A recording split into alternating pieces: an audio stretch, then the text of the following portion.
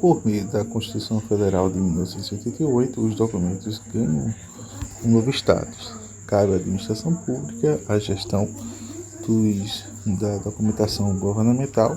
e as providências para franquear a sua consulta quanto delas necessitem. Dá-se início à Política Nacional de Arquivos Públicos e Privados, na qual a gestão tem papel fundamental por meio da aplicação racional e técnicas arquivísticas visando a seleção para a eliminação de documentos sem valor e guarda considerados de valor permanente. Evita-se, dessa forma, a preservação indiscriminada e custosa. Sua implantação vem a ocorrer ao longo da década de 1990, primeiro com a Lei dos Arquivos e depois com os seus decretos regulamentadores. Segue-se a instrução do Arquivo Nacional e as resoluções do Conselho Nacional de Arquivo, CONAC, criado pela referida lei e presidido pelo diretor-geral daquele órgão. Arsenal.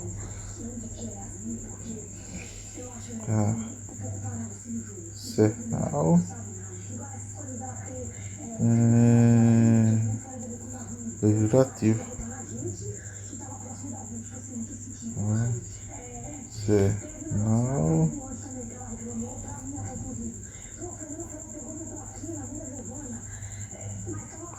Legislativo.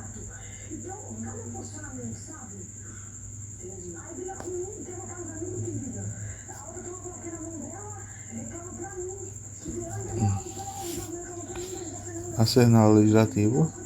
resgata para o Arquivo Nacional a sua função original do arquivo governamental,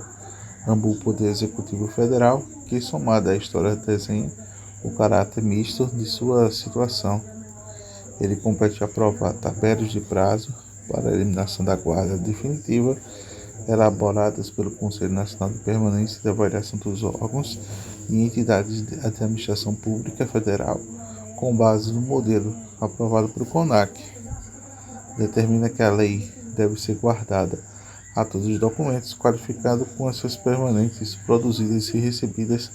pelo Poder Executivo Federal. Neste ponto, mais uma, constata-se o descompasso entre a prática do cotidiano e o propósito da lei, comprometendo a sua eficácia. Quanto à lei, afirma serem também arquivos aqueles do poder no Ministério da Marinha em relações aos exteriores e dos exércitos aeronáuticos que abre-se na sua interrogação. Parece sugerir de um lado, e para que aqueles que documentos são de tal natureza, sensíveis e estratégicos, que merecem um tratamento diferenciado, não sendo, portanto, recolhido aos arquivos nacional, com fato, não são, embora isso não esteja claro. De outra menção expressa daqueles ministérios que pode levar ao entendimento do equivocado e das demais ministérios que não possuem arquivos, o que não é o caso. Esses arquivos ou serviços de arquivos existem e são necessários enquanto suporte às respectivas administrações e após que deverá ser providenciadas as remessas dos documentos relacionados para o Arquivo Nacional. Nesse particular da regulamentação francesa é mais precisa, porque na França,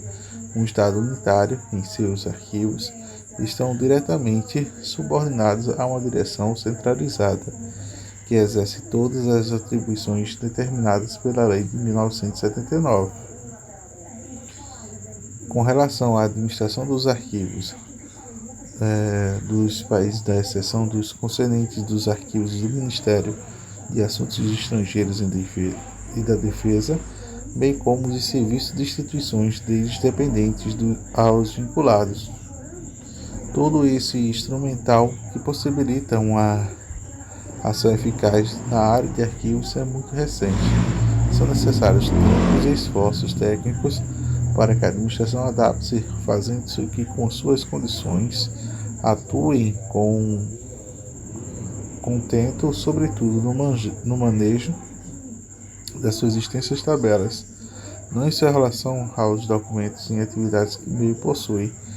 na média de 200 itens, na média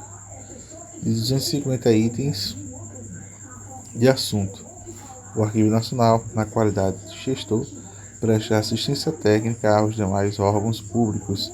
em vista à capacitação da experiência e de seus técnicos no que se diz a respeito à aplicação dessas tabelas. Embora o processo seja demorado, levando muitas vezes muitos anos, o Arquivo Nacional recebe um certo sucesso nos arquivos de documento em todo ou em parte. As entidades ou órgãos públicos extintos sem sucessores, o tratamento técnico da documentação recolhida se dá por meio de convênios, inclusive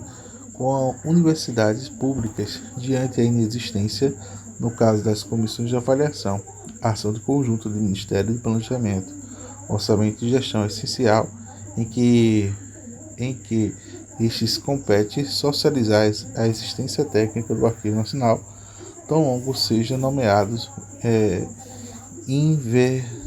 inventari,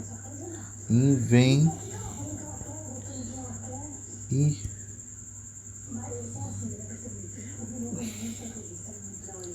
opa, inventar assistência técnica dos demais órgãos públicos da capacidade sobre as tabelas. Opa. Embora o processo seja demorado, levando muitas vezes anos, o Arquivo Nacional recebe um certo sucesso em acervos documentais, toda parte ou entidades dos órgãos públicos extintos ou sem sucessores. O tratamento técnico da documentação recolhida se dá por meio de convênios, inclusive na universidade pública, diante da inexistência do caso. As comissões de avaliação e ação de conjunto do Ministério do Planejamento, Orçamento e Gestão é essencial que este compete solicitar a existência de técnicos de arquivo do Arquivo Nacional, tão longo seja nomeados os inventari,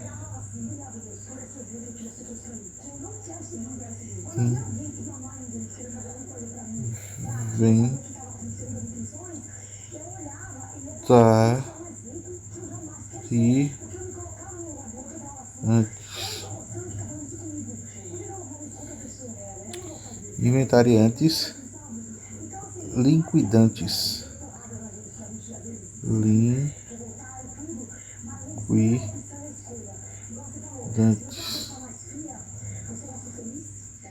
ou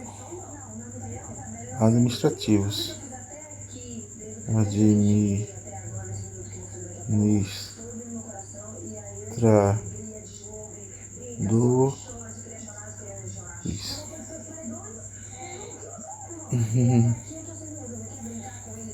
dos administradores dos órgãos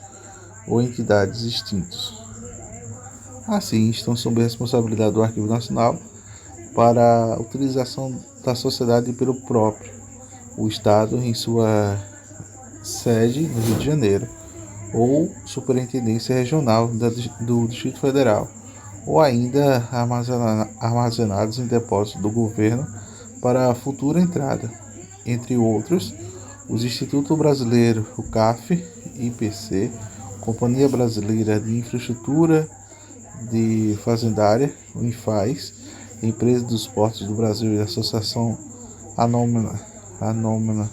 S.A. Petrobras, e o Banco Nacional do Crédito Cooperativo, PBC,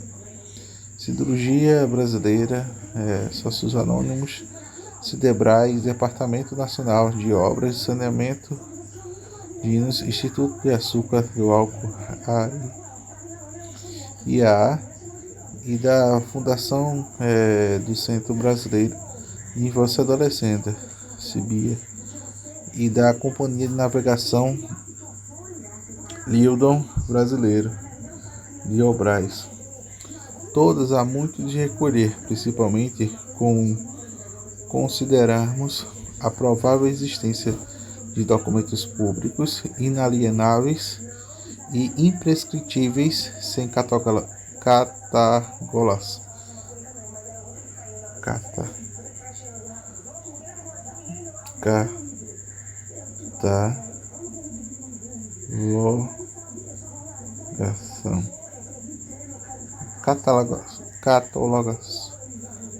catalogação na posse dos processos jurídicos e de direito privado, devido à desestatização das empresas públicas no processo de reforma do Estado dos anos 1990.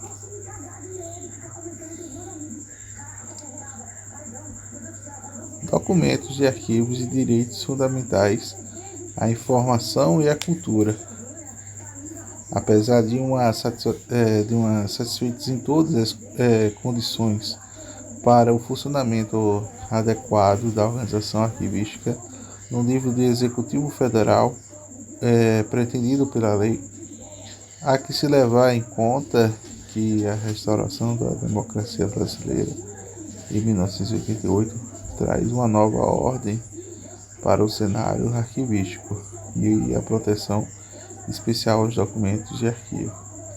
são inquestionavelmente reconhecidos como importantes instrumentos para exercício de direitos,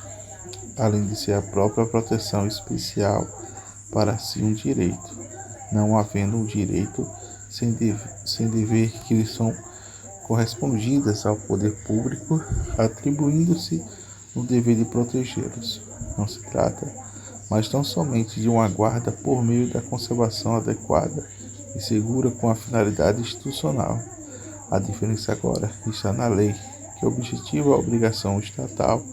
qualificando-a de especial, estabelecendo para uma conexão imediata entre os documentos especialmente os protegidos em direitos a deles detêm, sejam individuais os coletivos. Todos os beneficiários dessa tutela, o Estado como própria sua administração, e o indivíduo e a sociedade como apoio da informação, a prova para o desenvolvimento científico e a cultura. A conquista deve ser celebrada, apesar do seu atraso, ainda em que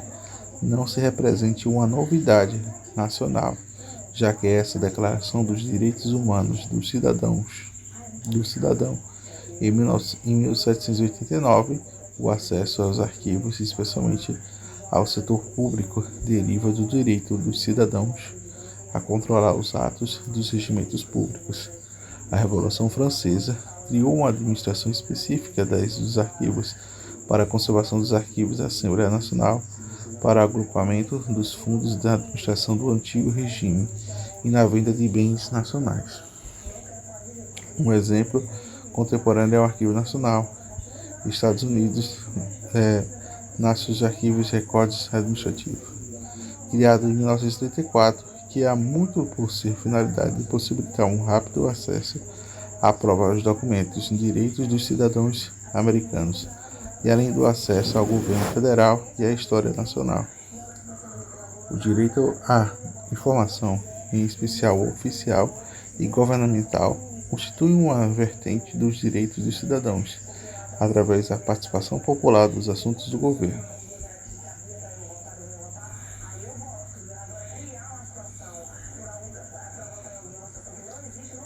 A doutrina jurídica relacionada sobre duas formas, objetiva e subjetiva. A primeira é realizada por meio de participação política pelo direito do receber de informação oficial, constituído do direito de político ao lado do voto das eleições livres, plebiscitos e referendos. A segunda permite o desenvolvimento do indivíduo em diversos setores da atividade humana, com a estreita correspondência do direito à liberdade e à expressão confederada ao direito civil. Embora a obra pioneira pretende sistematizar a matéria, o professor e juiz de direito do Estado do Rio de Janeiro, Luiz Gustavo Grandinetti Castanho,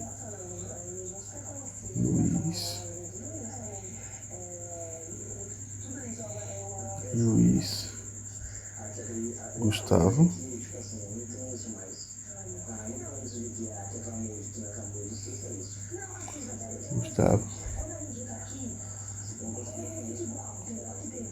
Gran,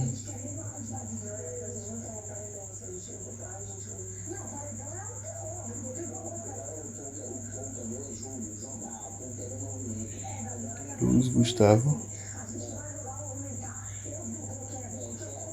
Gran,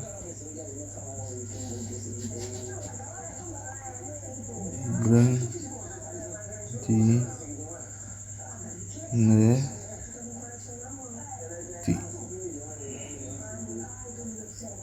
Luiz Gustavo Grandinetti,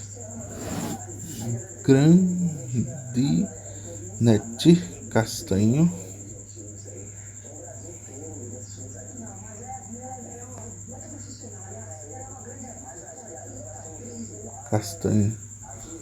de mensagens e informações publicitárias, a informação oficial, a informação de dados pessoais, automatizados ou não, a informação jornalística, a informação publicitária está estreitamente vinculada às regras de direito do consumidor. A informação sobre os dados pessoais existentes em bancos de dados possibilita o seu controle pelo indivíduo em relação aos quais os dados dizem respeito da informação jornalística, que seria a expressão substituída para a tradicional liberdade de empresa e a sua função de representante da sociedade. Com a relação da informação oficial, Grandinetti considera que, para aqueles obtidas para a defesa de conhecimentos de situações individual, não se situa no campo do direito da informação, e se dentro da certidão também consagrado em nossa Constituição. No espectro do direito da informação, o oficial, em sentido estrito, estaria no direito de receber uma pessoa ou grupo de pessoas em nome da coletividade de informação referente ao assunto do interesse difuso e coletivo. O disciplinado no artigo 5º da Constituição Federal e o direito da informação da figura como direito fundamental. Os remédios constitucionais para garanti-los em caso de violação são o mandato de segurança, informação do interesse coletivo sobre o geral, o habeas data, informação do interesse particular.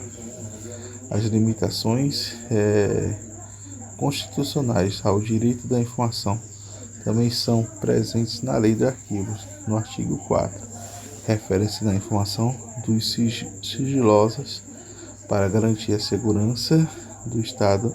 nas sociedades e o direito da intimidade, a vida privada e honrada e a imagem das pessoas, e de 100 anos do prazo de sigilo para documentos que afetem diretamente a personalidade no artigo 11 a 21 do Código Civil, e de 30 admitam uma única prorrogação por igual período para que os documentos sigilosos para efeito de segurança do Estado e da sociedade. Em vista que o princípio constitucional pelo qual a lei não se excluirá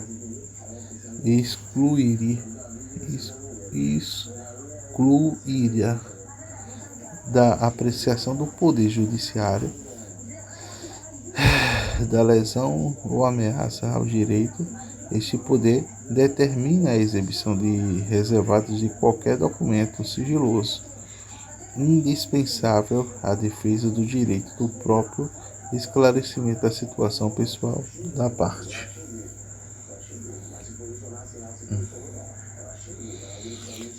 A classificação de documentos sigilosos em outros secretos, confidenciais, reservados, conforme observa para Grandinetti, não é um ato arbitrário, porque a administração pública não se pode praticar atos arbitrários, ou que são legítimos e inválidos. O ato de discricionário, cuja regularidade fica exposta ao controle judicial. A proposta do Congresso Nacional e o governo para reduzir os atuais prazos de sigilos fixados pelo Decreto 4.553 do artigo 27 de dezembro de 2002, bem como revogar o parágrafo 1 do seu artigo. Matérias passíveis para classificação sigilosa, por exemplo, que trate de ultrasecretos, conjunto de conhecimento não autorizado para acarretar dano excepcionalmente à grave segurança da sociedade e do Estado, soberania e integridade territorial nacional, planos de operação de militares, relação internacional do país, projetos de pesquisa,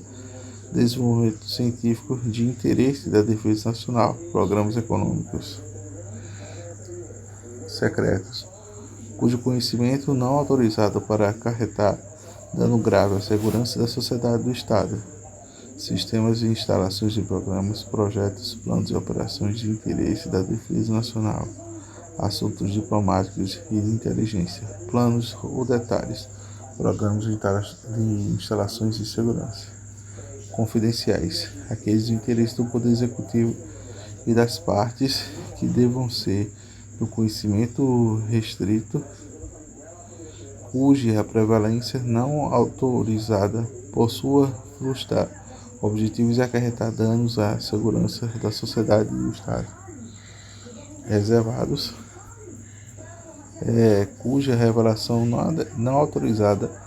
possa comprometer o plano de operações e objetivos neles previstos em seus referidos.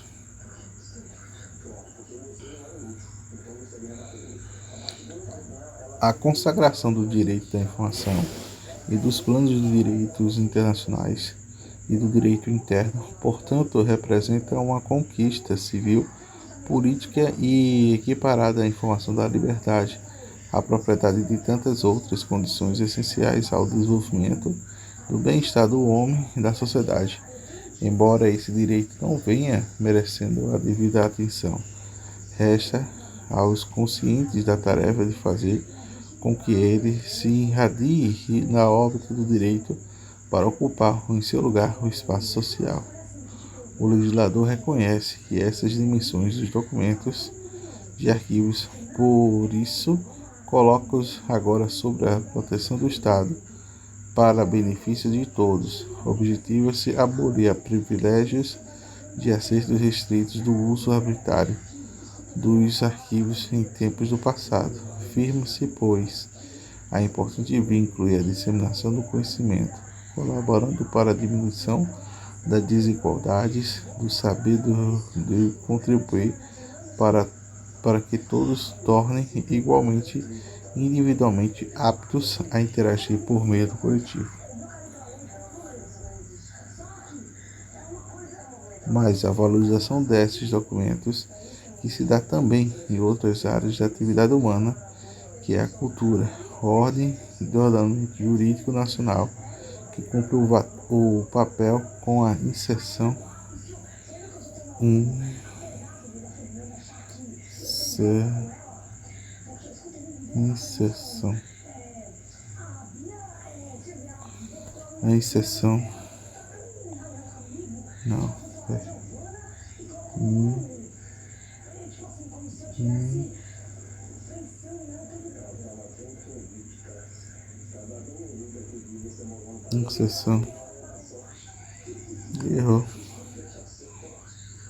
a inserção na seção relativa à cultura do título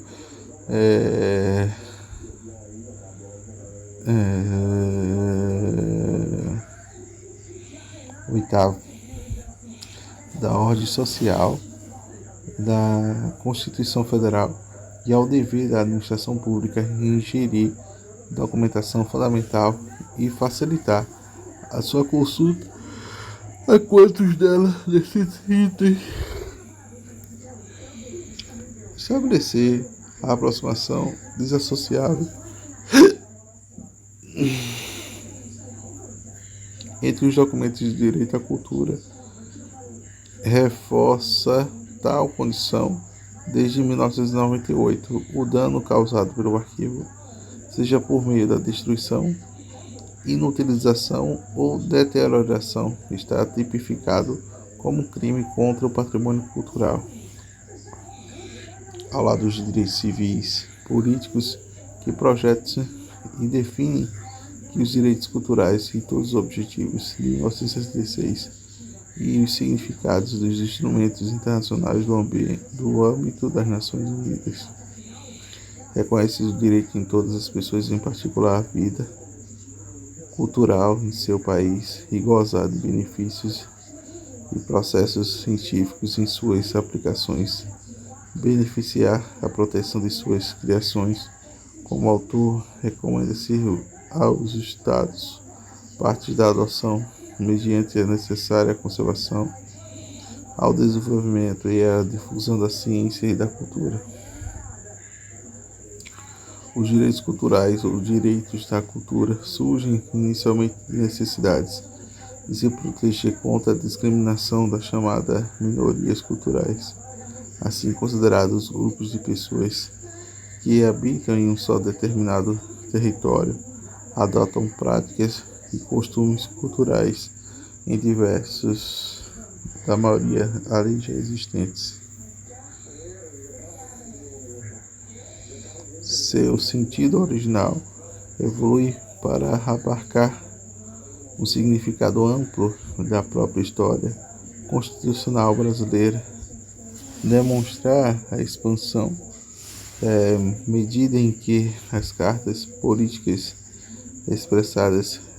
conservam as matérias somente pequenas de referência. A Constituição de 1988, em sintonia ao direito internacional, estabelece que José Afonso Silva denomina e ordenarão constitucional da cultura através do encontro de duas ordens de valores culturais, dois sistemas de significações, uma que são próprias das normas jurídicas constitucionais, que se só por repositório de valores, direitos culturais, que garantiu o acesso à cultura, a liberdade de criação e a difusão da cultura, igualdade do gozo e dos bens culturais, etc. Outra que é constituída para a própria matéria, normatizadas a cultura, patrimônio cultural brasileiro e os diversos objetivos culturais, formas, expressões e modos, criar, fazer, viver, criações artísticas, obras, objetivos de documentos, edificações, conjuntos urbanos, sítios e monumentos, valores culturais. O segundo autor, a razão que o amparo constitucional de cultura reside e essa está no sistema de referências, a identificação e a ação da memória dos diferentes grupos formados da sociedade brasileira, do artigo 26. Nota, contudo, que em toda obra humana está sobre esse abrigo, pois a condição para integrar os patrimônios culturais brasileiros, bem como material ou imaterial, seja identificado e protegido pelo poder público, o tombamento, o registro, o inventário, a classificação de documentos, etc. Por razões óbvias da insatisfação das necessidades prementes da sociedade brasileira, o direito à cultura de permanecer mais obscuro que o direito à informação, embora não menos importante. Estabelecer a relação entre os documentos, arquivos e direito à informação, a cultura, resta-nos ainda, e resumidamente refletir sobre o outro aspecto justificador da assertiva pela qual o Estado compromete a defesa dos arquivos. Se de certo, o direito da informação está expressamente arrolado nos artigos 5º da Constituição Federal entre os direitos fundamentais. Não mesmo, de certo, há uma fonte de tendências doutrinárias para que assim também seja considerado direito à cultura. A moderna noção do direito fundamental engloba, além das eclesiásticos, os direitos civis e políticos e os direitos econômicos, sociais e culturais, sobretudo vinculado à ideia do Estado social, distanciando da concepção individualista da próprio Estado liberal e de direito de não interferir, porém não de se reconhecer a dificuldade do efetivo exercício.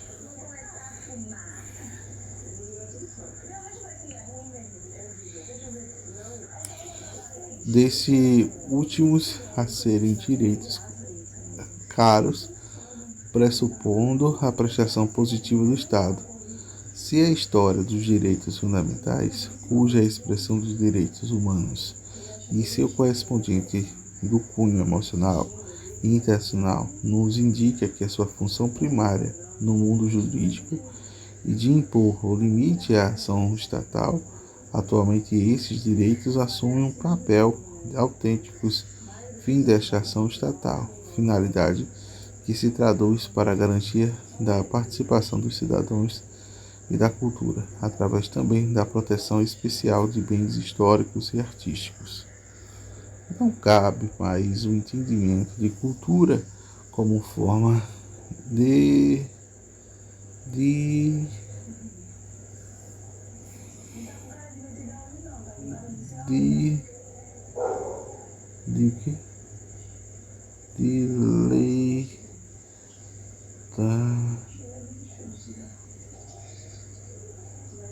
leitismo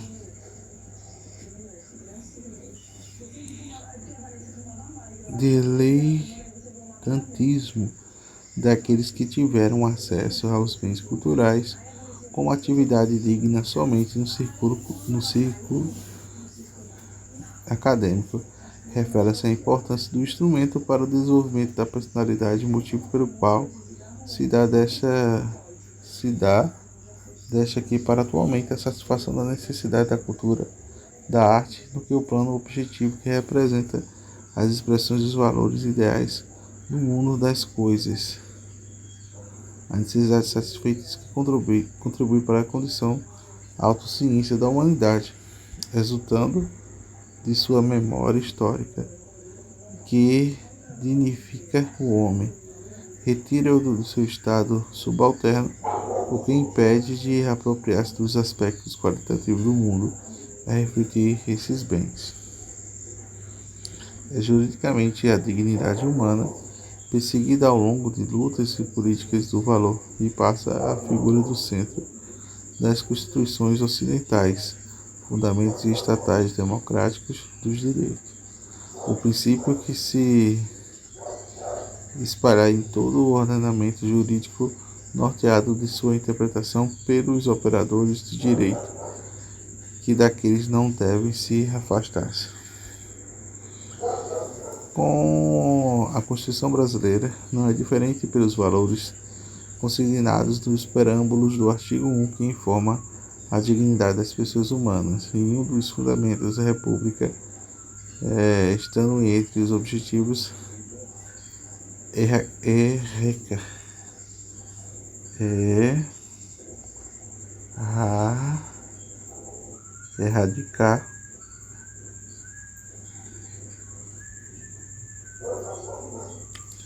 erradicar a pobreza e a marginalização, que reduz a desigualdade sociais e regionais, entre as quais deve-se incluir a exclusão cultural, face de menos visível da exclusão social. A eficácia da legislação arquivística na esfera executiva federal. Urge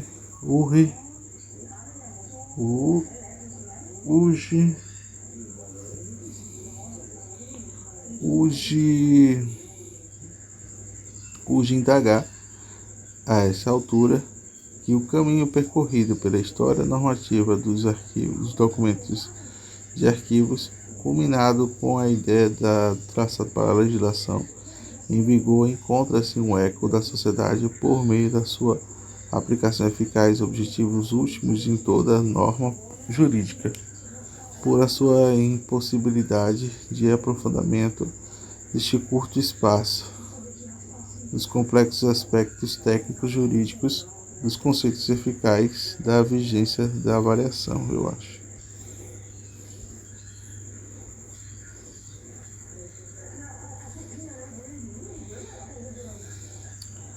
E termino na página 30.